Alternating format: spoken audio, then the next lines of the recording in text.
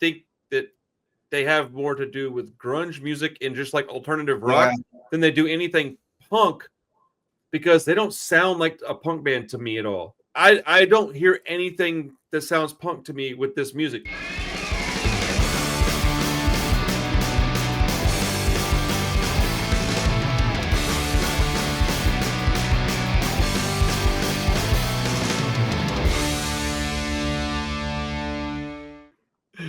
January 14th, 1985, we got Husker Du, New Day Rising, 15 songs, 41 minutes. It's their third record, and it was released through SST Records. That's right. I'm going to stop there and let you start talking about this record. I'll have some things to say in a few minutes. What's up, dude? Tell me about this album, man. What is there to say about this band? Fuck. I mean, they're my favorite band. You know, and are they really your favorite band ever, huh? Yeah, they are. I mean, I love a lot of bands. Like, don't get me wrong, but I would have to say, as far as impact and like kind of their importance to me personally, and I think on rock music in general, I think they're kind of like the under kind of sung heroes of like they like set the template for like a lot of American music, you know. Please explain that to me. I want to know what you mean by that. Like, give me some examples of how. Because I'm not, because we're about to start arguing in a minute. I know it, so let's just go ahead and try to do it peacefully. They were an extremely important band because of kind of, they were one of the first punk kind of pop bands to be signed to a major label. So back then, they were considered, I guess you can say, indie rock, right? Because the only stations that would play them were like college radio stations. So the college radio crowd was not the people that were tuning into like the FM radio, right? You know, like they're just regular, you know, stations. So right, they set the blueprint for what they call alternative rock music. Okay, so sorry. So like Sonic Youth, the Pixies, Nirvana, all that shit happened, you know, arguably because Husker Du kind of like came onto the scene and like allowed it to. In a way. Okay, good. That I'm really glad that you said that, because that'll validate like something that I was going to say. I was going to say that I think that they have more to do with grunge music and just like alternative rock than they do anything punk. This is just from my perspective, and people can tell me I'm wrong. It's okay. I don't really care. This is just how I look at it, because they don't sound like a punk band to me at all. Again, I'm still fairly new to them, right? I understand that, but dude, I don't hear anything that sounds punk to me with this music. That doesn't mean that I'm right. It just means that that's what I'm hearing. I'm going, huh?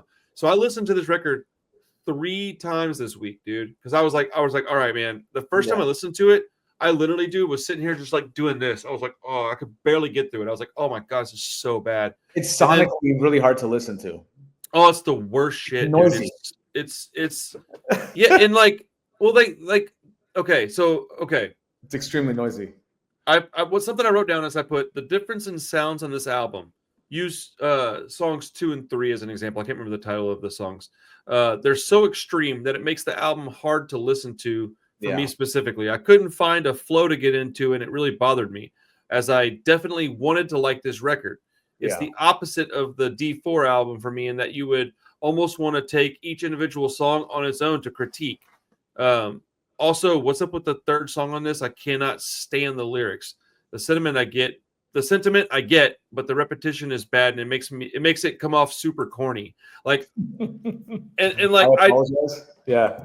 As I'm writing this down, I'm like shaking my head, going, "Dude, people are going to roast me in the comments," and that's fine. I don't really give a shit. Doesn't matter. I just want to understand what it is people like about this album, because I don't get it, or this band even, because I've listened to a number of songs before we did this record, and I'm going to continue to do these records from this band because it's important to me to at least understand it. I don't have to like it, but you love it so much, and we've become such good friends that my thought process is like, I need to at least understand this because I respect your opinion. So it's like, shit. So again, I'll stop talking for a minute. Please tell me some stuff. No, I totally get your sentiment. They're not an easy band to get into, particularly because the production quality on this record, people either love it or they hate it.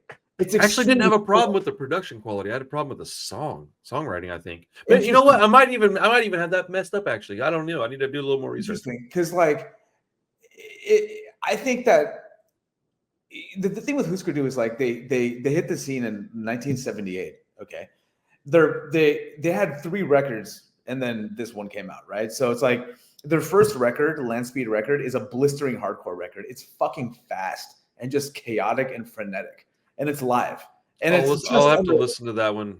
it's completely different. All their records, as they evolve as a band, by the time like 1986 comes around, they signed to Warner Brothers Records. It's polished and clean pop. Yeah, They completely, like, all that chaos and all that noise is gone. weird, And huh? and they're a different band. And then they break out finally in 87 because of internal conflict within the band. But like, you know, they started as a punk band, and they embody kind of that raw, visceral quality of hardcore and American, like hard-hitting raw punk, with that Okay. power. With this pop, it's laced with pop sensibility though. It's just like hooks and pop all up in it, dude. It's like, So I knew you were going to say that because you said that to me before. I'm just not hearing it. So whenever we have time, maybe when you're listening to it at some point, if you hear a song and you have the thought to do so, could you go, hey man, listen to this track. This is what I'm talking about. So I can kind of, because I didn't hear things that I would consider like pop at all. And dude, again, not an authority. This is just my. Well, man, I don't want people to think that I'm sitting there going, "Oh, this is that or this is that." I'm just saying, in my opinion, I don't understand how this can be considered something like that. Now, their first album, I know, is much faster. Sorry. How things hit you is the way you perceive them, right? Like, right. You have your ears in your brain, so when it comes into your head, you're gonna be like, "Oh, this is what I get from it." But for me, I hear like a wall of sound, like the guitar just like. Okay, I can agree with that. Just like fucking sawing, buzzsaw kind of guitar. The drums are pummeling and just kind of like, kind of frenetic. And to me, the rhythm section is incredible. Like, they're really good. That drummer specifically to me is a big influence. Right? Yeah. I really like the way he plays. I like the tempos. I like the rhythms and the grooves. But their songs have hooks. A lot of hooks, man. It's like that entire album's full of hooks. Maybe I just don't like the hooks. It might be what it is versus like I didn't hear them, because it's also very contradictory to say like, oh man, it's this wall of sound, this buzzsaw guitar, and these really crazy drums, but it's not all this poppiness. And I'm like, I can't put that together. Like, this puzzle's not fitting to me, man. That's the thing with the band though. That's what makes them them. You see, like, no, for sure. That's also accurate. That contradiction in that, like, cognitive, I guess the word is I'm looking for if I ever have the dissonance. Time, I'm gonna do cognitive dissonance. Cognitive dissonance. Sorry. Cognitive dissonance. Sorry. Cognitive dissonance. Yeah. It's like it shouldn't make sense, right? It's like, on the one hand, they're an extremely hardcore, and the songs vary quite a bit. And there's 2 vocalists in the band, the drummer and the guitar player. The guitar player tends to be a little more anguished and kind of like rough around the edges. Like, from the first track of the album, New Day Rising, he just fucking hits you with the like drums and just says it over and over and over again. New Day Rising, New Day Rising, New Day Rising, until the very end where he just is fucking letting it go. So it's like, it's all over the fucking place. And then the next song, it's the drummer singing, and it's more of a pop song. The girl who lives on Heaven's Hill. Yeah, like, I feel like. Go ahead. I'm sorry. No, I'm saying, I mean, those are hooks. Like, these are like the melodies, right, of the songs, right? Like, they're catchy, they're melodic, but they're noisy. I mean, we're okay. Are you talking about the second song then? Yeah. Okay, because the first song I don't feel like has that. So I'm trying to follow along your little like journey here, and I'm doing an okay job. It's like, it almost makes me wish I hadn't ever discovered that I like the Clash, because it's making me want to like bands that I don't actually like. And it's driving me nuts, because I don't care about bands like The Damned. It's not that I dislike them actively. I just don't care about them. Yeah. And so, like, it's making me want to like bands that I don't really have a lot of interest in. And it's driving me nuts. And this is a good example of that, because I genuinely would like to have this click for me so that I can enjoy it the way my friends do. But you might not like it, man. Yeah. I mean, that's just how it is. You know what I'm saying? But like, it's like, you don't have to like Husker Du, but like, right. Well, that's lot not of according to some of these guys out there. I guarantee you, I'm going to hear that in the comments. Well, if you uh, don't like Husker Du, you shouldn't be doing a punk rock channel. You don't know what you're talking oh, about no, if you don't no. like Husker Du. And blah, blah, blah, blah, blah, blah, blah. I'm a Yeah, big dumbass. That's what those people sound like to me. this isn't even my favorite album of theirs, but No, it ranks highly on my list of records I enjoy. I like some songs more than others, but by the time you get to the end of the record, it becomes like a noise rock record at parts. it's You know what I mean? exhausting to me, and that might be part of it too. Is that I have sensitive ears. Like I like Yeah, hear like I've had some ear issues in my life, and just nothing extreme, but yeah, really noisy stuff. I've never been super for sure. interested in. But I find it funny that I love the band 59 Times the Pain though. yeah, and they got their name from that song, right? So they're probably big fans. But What if it came out that they were like not even aware of Husker Du? I would be, I would be extremely but that song I think is probably one of the hardest songs to listen to on the record. It's just I agree. I listened to it and was like, oh, I was hoping I was gonna really like it because of the band, and I was like, I love the noisiness. I like the way Bob Mould plays guitar. He's a fucking weirdo, and I like those sounds, and I just like the chaotic kind of energy of that record a lot, and that band. You know what I mean? there's So, a lot of chaotic energy. You're not wrong about that. I can't even. um, There's but so many things that are objectively true about this record that you're saying. So I don't have like I can't go no. All I can be is like, yeah, it's not for me. So I think that's pretty good though. I like that. there's no other band like them. But if you care to, right, and just to kind of get like a better idea and just kind of be like, okay, so this is what this band is. Check out their early stuff and then listen to their last record. There's a huge difference between the two. Right? I Oh, mean, dude, that happens a lot with a lot of bands. so they get signed to a major label, and obviously like uh, the same person from SST that was producing them isn't doing it. That guy's Spot.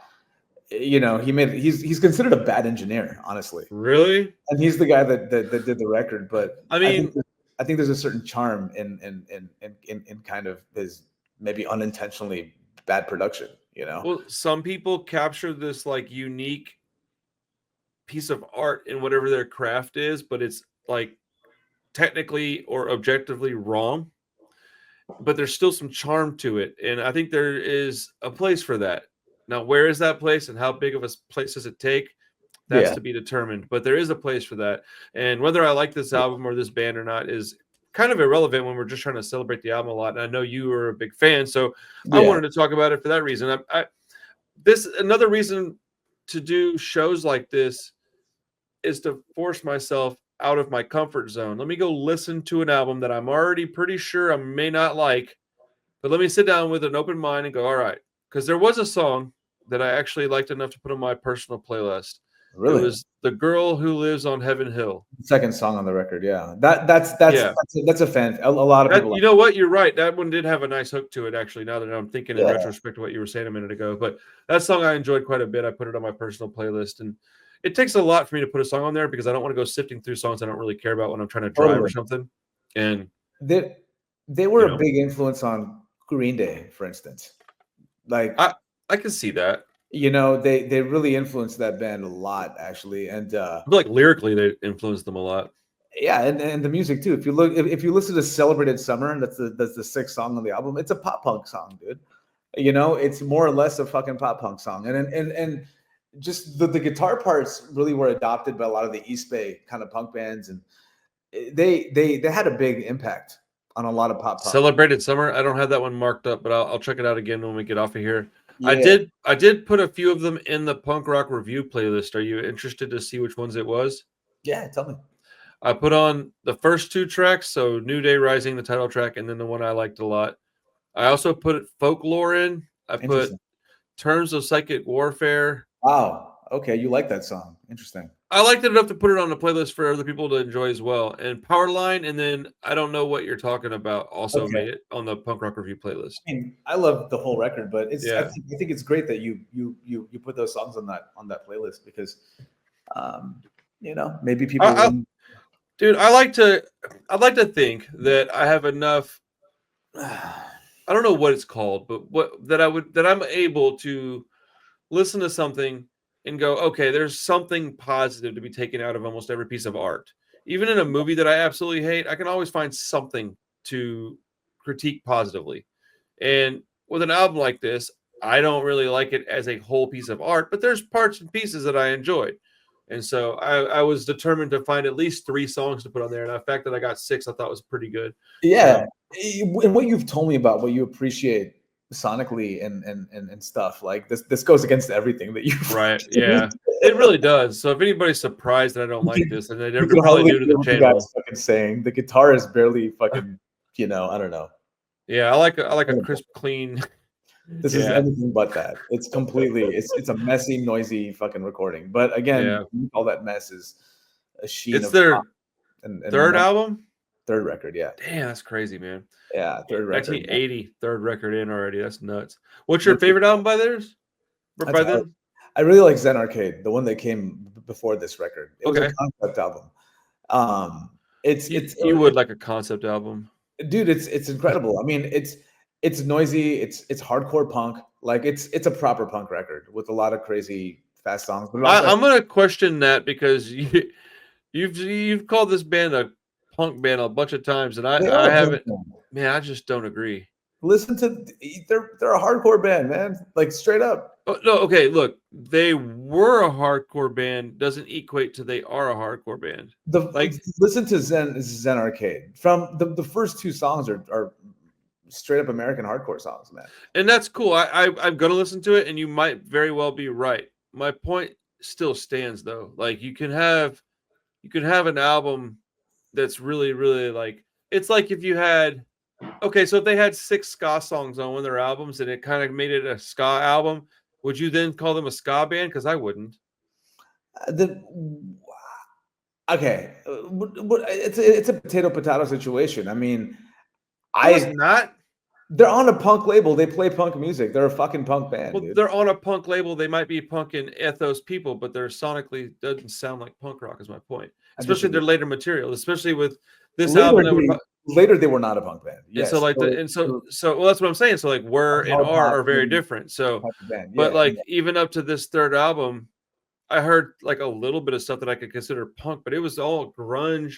Like, and there's a blurry line there. I understand that. Like, grunge. It's not grunge. It doesn't sound anything like Nirvana or anything of that shit. You don't have to sound just like Nirvana to be grunge, but it'd be like saying you have to sound just like Minor Threat to be a hardcore band. That's ridiculous. I'm curious to see. I mean, it's probably the best way to sound, but do people think that Husker Du is a punk band? Like, I'm sure people do, but I'm sure other people could say that they don't. I'm probably on the very small side of that argument, though. I would imagine. You know what's funny about that band in particular? It's split. So there's a lot of people that aren't punks, right? And they like their later material because it's not punk quite a bit. Yeah. And then there's people like me that are punk and like their earlier shit. That's actually a good point, and it's a valid point because I can't even tell you the number of people that are like aging punkers tell me, "Hey, go listen to Husker Du, but just listen to the early stuff." Like I've heard that a number of times. Oh, really? That's funny. Yeah. I'm sure your friends tell you to listen to them. Do what? Texas. Like some of your friends in Texas probably like them. Some. I don't. Okay, this is gonna sound super dumb, but I don't really hang out with people that listen to Husker Du, man. Like that's not my crowd. Damn, dude. It's just not my crowd, bro. Like I'm sure I've got some friends. You know who I bet likes them. That I may be wrong, but I feel like it wouldn't surprise me if Richard from Bullshit Detector liked them because I feel like that's his kind of like intellectual shit. Because he's a bright dude, and I wouldn't be surprised if I need to text him later and ask him. But your friend Chris Klink. I was just gonna say I need to text Chris to see what he thinks. He probably. You know what? I'm gonna see if he'll text me fast, and we can maybe get an answer to this before we get off of here. But. Look, man, is there stuff in their music that I like? Yeah, of course, man. They have some very odd choices, which I think some people find charming and I find annoying. But that's because I understand that I'm more of like a grinchy, curmudgeony type sometimes. I get that, and I just accept it. The beauty of them is that they didn't give a fuck. They did it anyway. Nor should they. Yeah, so they just like there was no money. Like no one wanted what they were doing. You see what I'm saying? That's to me the cool part about it. That's like the antithesis of like what you want to do. That's so fucking dumb. Why is man, nobody likes us. That's cool. No, man, now you're broke, you dumbass. That's not what I'm saying. That's not the takeaway here. I'm saying that they didn't try to make music to pander to anybody. I know, I'm just giving you a hard time. No, and I fully support that. Like if they were still doing weird, noisy, experimental rock and roll shit, I would definitely tell them to keep making albums like this. I don't give a shit, man. I mean, Right. Yeah. look at black metal. I fucking hate black metal, but there's an You audience for it. You're not a black metal fan? Oh, Yeah. dude. Only thing I like face paint. I like corpse paint. That's about it. Yeah. Corpse paint is cool because I'm into fashion punk stuff, if you can't tell. I was listening to Venom the other day, and I didn't realize like how like kind of hardcore adjacent they are a little bit. Dude, have you heard Venom? Like their first record? Yes, I've heard Venom quite a bit. It's almost punk, dude. It's like vaguely like It's like Motorhead-ish. Yeah, like that's what I mean. It's like it's got that it's more like it's closer to like DB.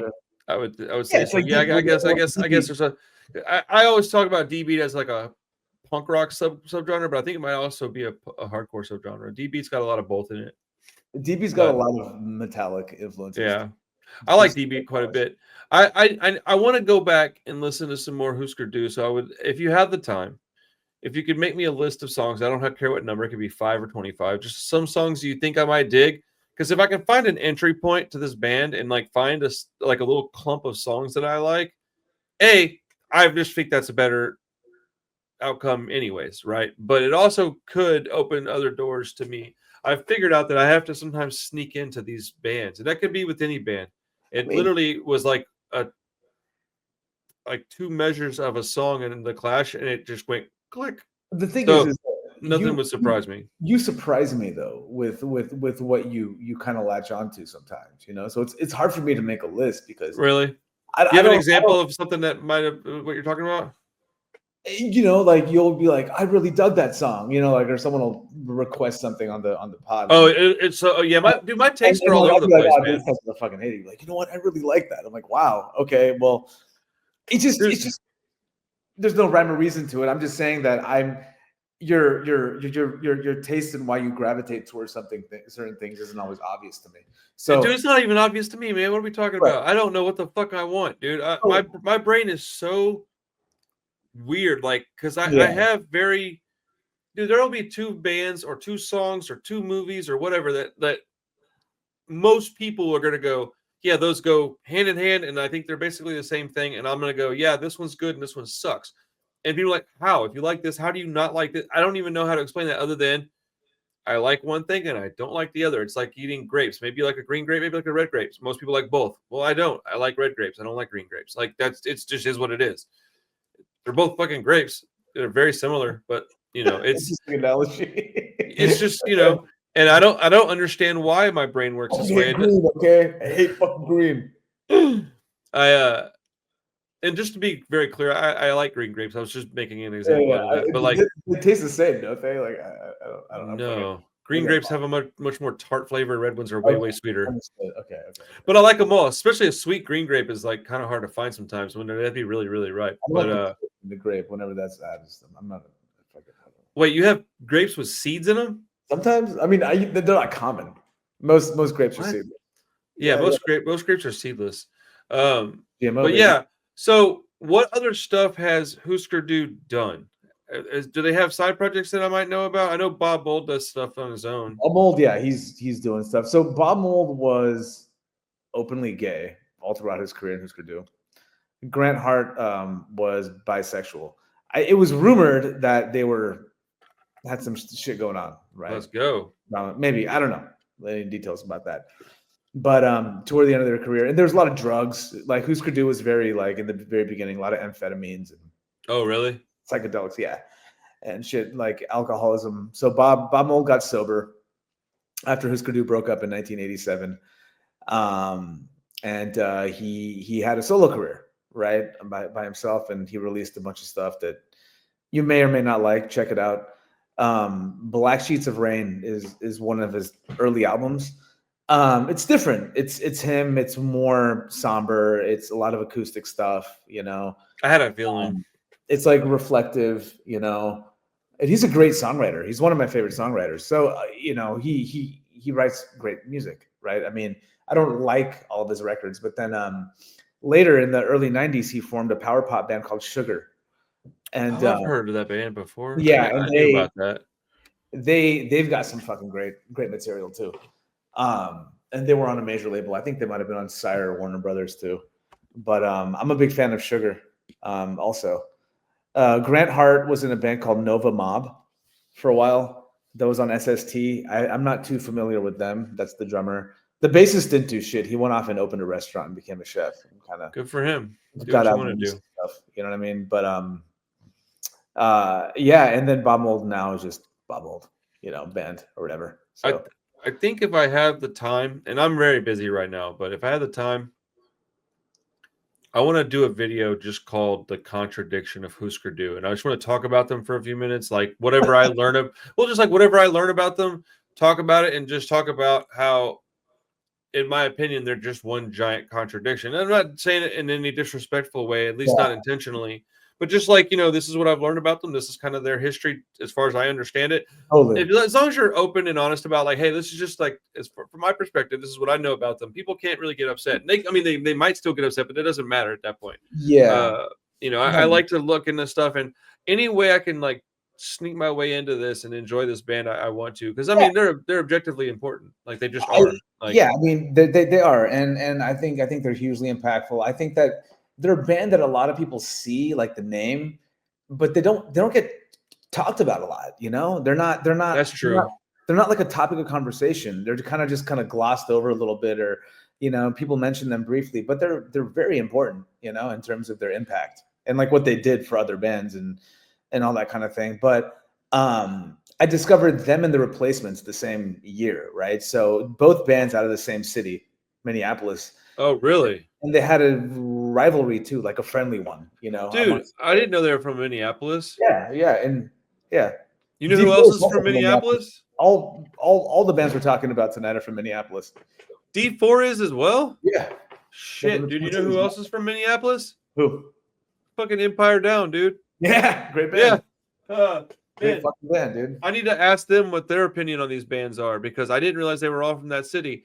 That's cool. The Replacements is another band that I never really got into, but I've heard some music and I know that I at least enjoyed it to a degree. I need to go and do like a little deep dive on that band as well. If you do they have any records hitting any kind of milestone right now? Sorry? Do they have any records that are hitting a milestone this year? Oh God! Here, I'll look it up when you were telling me what you're fixing to tell me before I rudely interrupted you. If you like the Gaslight Anthem, I love the Gaslight Anthem. They were heavily influenced by the Replacements. That might be why I know who they are. It might have been Chris that told me about them. They're just really.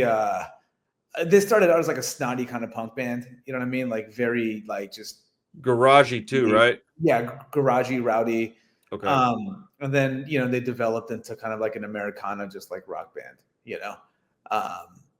With like pop sensibility, like Oh, dude, they got a 40-year-old album too. Of course they do, man. They've been around a long time. We may have to do that one in a couple of weeks. You down for that? Yeah, I'd love to talk about the Replacements. Nice. It's a great band. An album called Tim. Yeah, 1985. Yeah. They got signed to a major before Husker Du did, actually. Yeah. A year before. Yeah. For that album, Tim specifically. Okay, cool. I just found out about what's it called? Molly and what was it called, dude? Oh shit, hold on. It's a band that when you said Gaslight Anthem, it reminded me of, let's see, what is it called? Yeah, Molly and the Zombies. It's another band that has Brian Fallon singing from Gaslight Anthem. Yeah, I love Brian Fallon's vocals. He's like, this is one of the things that drives me nuts, man. Bands like him he'll be inspired by people that I don't really care about, but he's like one of my favorite lyricists and vocalists of all time. Yeah, it drives me nuts, man. Yeah, and then you're like, fuck, you like this is what influenced you, Bro, it drives me insane, man. Well, you kind of hear like glimpses of like where they got their sound from when you listen to these bands, though, right? Like, yeah, I'll hear where they get influenced. Like, I'll use Rancid as a great example. For years and years, I didn't like the Clash, but it was really clear how they were influencing Rancid. But I always stood on the fact that, look, man, first doesn't always mean best, and influence doesn't mean you have to like what they're influenced by. So, like, it just aggravates me because I want to like all of it. I'm a fan of this stuff, and I'm a fan to like the smallest, microorganism in my body. Like every single part of me is a fan of this music, and I genuinely love it. and Yeah. there's sincerity there. I fuck with this shit, and it just really sucks when there's an artist, a group, or album, whatever, that everybody kind of unanimously loves, and I just don't get it or like it or whatever. So Yeah. it's Well, weird. if it makes you feel any better, Husker Du is not. Their fans ride pretty hard, but they're few and far between. You know what I mean? There's not a lot of us out there. You know what I mean? I want to talk to some musicians that I'm a fan of that cite them as a big influence and ask them what it is they like, and then kind of like take notes and see what albums are influencing who. That would be something that would really, really, really interest me. You'd be surprised. I think a lot of the bands that you like are influenced by this band. Probably. I like a lot of that orgcore stuff, so like probably. Yeah, and that orgcore stuff, pays a lot of homage to this band too. Pretty intentionally. I mean, yeah, it's not an easy listen, man. I know. Like it's a noisy record. You got to sift through a lot of weird fucking chaos just to get to like a nugget of melody or make sense of anything that's happening in the music. So, and I know we've been talking about it for 35 minutes, but can you explain to me in like 2 sentences? Yeah. You just said that it wasn't an easy listen and that it's like chaotic and noisy. Yeah. Is it that you just like that, or is there something else about it that you appreciate? I like the wall of sound in general. Okay. I'm a fan of like, and it's like this lo-fi noisiness. It's not like harsh or piercing. So my ears. That's also true though. It's not really harsh and piercing. It's just chaotic. It's chaotic, but it's like this like low like wall of sound, like this.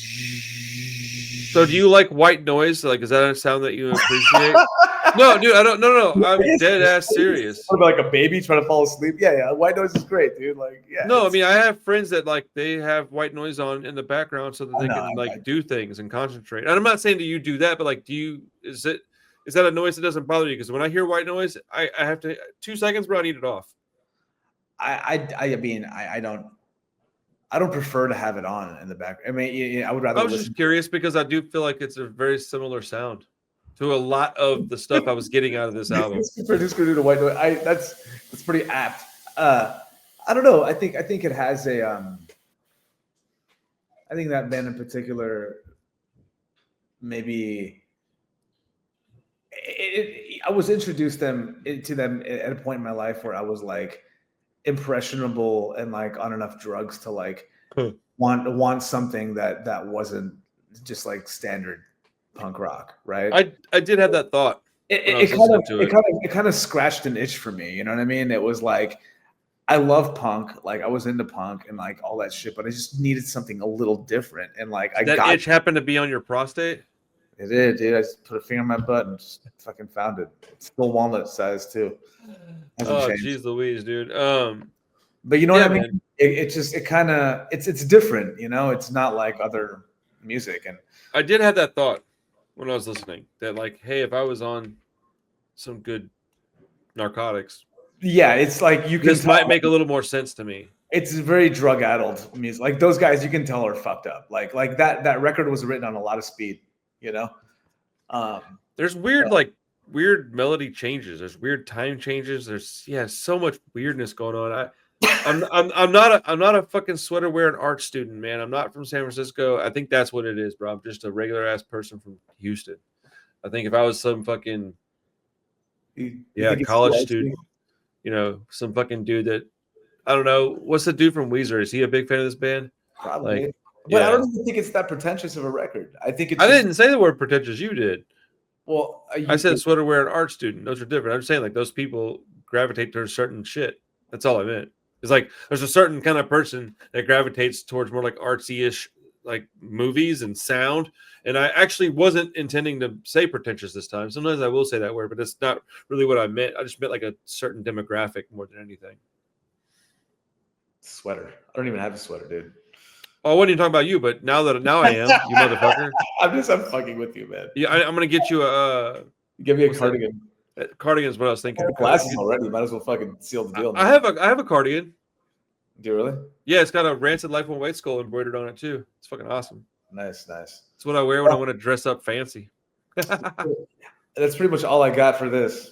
Well, dude, that was a really great conversation, in my opinion. So It's good. if you're a fan of Husker Du, you know. What about Husker Don't? I almost said that. And I was like, that's stupid. And then you said it.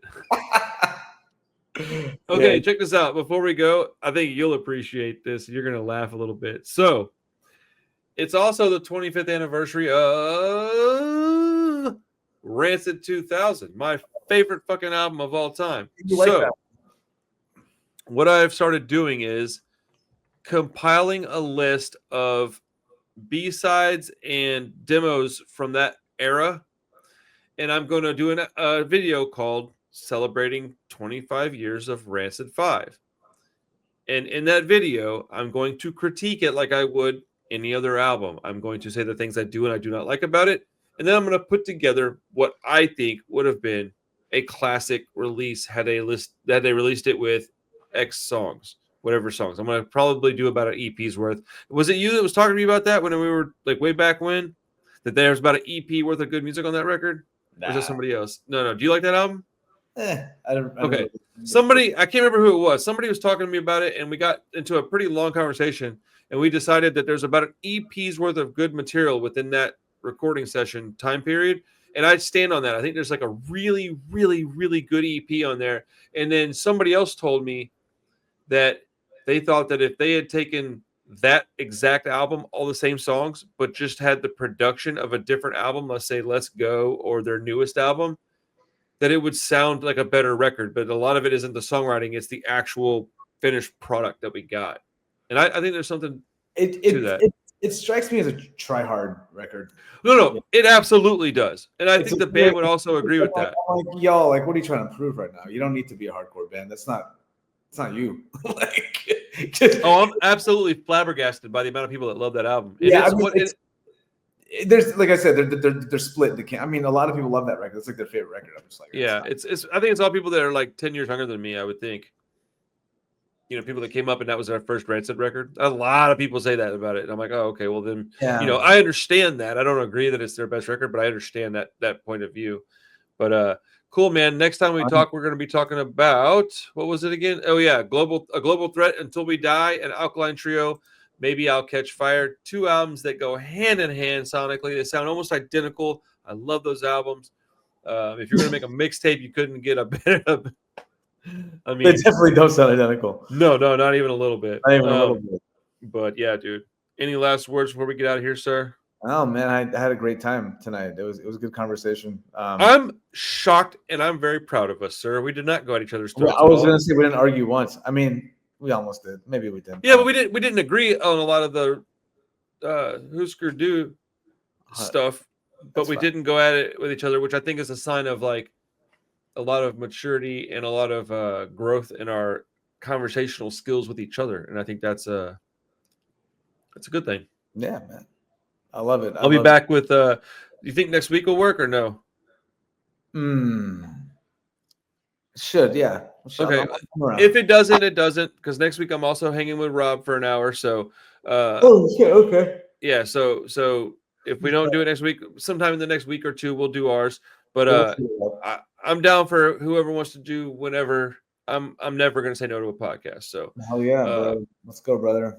Let's do it, man. Thank you, everybody, for hanging out. This episode was brought to you by 31 Records. I get to say that now. We have vinyl out now. If you want to check it out and support a small label and some really good independent bands, there's a link to my Bandcamp in the description. If you don't want to do that, or even if you just want to hear the songs, go check them out, man. Support them that way. You don't have to buy anything. You can just go listen to it. I would prefer if you go see them at a show anyway. So, until next time, we'll see you later at the next Punk Rock Review podcast. Peace.